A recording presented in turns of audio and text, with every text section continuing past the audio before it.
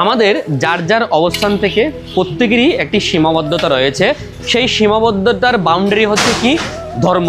ধর্মই আমাদেরকে শিক্ষা দেয় মনুষ্যত্ব কি, আমাদের ধর্মীয় কার্যক্রম কি, আমাদের মনুষ্য জাতি হিসেবে জন্মগ্রহণ করে এই পৃথিবীর জন্য করণীয় কি। সনাতন ধর্মে জন্মগ্রহণ করে যদি মাসে দুটো মাত্র একাদশী ব্রত পালন করা না যায়, অনেকেই আপনারা ভাবেন যে একাদশী ব্রত পালন করা মানেই না খেয়ে থাকা, একাদশী ব্রত পালন করা মানে না খেয়ে মরে যাওয়া।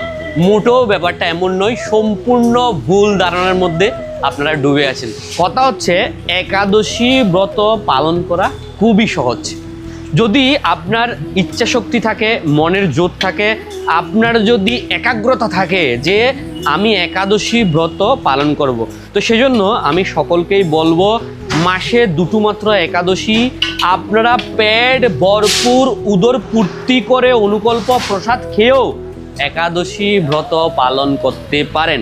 অনেকেই আছেন যেদিন আপনারা একাদশী ব্রত পালন করবেন সকালবেলা ঘুম থেকে উঠেই অনেক চিন্তিত হয়ে যান, একাদশীর দিন কি খাবো, পুরো দিন কি আমাকে না খেয়ে থাকতে হবে, আমি তো দুর্বল অসুস্থ, ঘরে ছোট বাচ্চা কাচ্চা আছে, বয়স্ক লোক আছে, তারা কিভাবে থাকবে।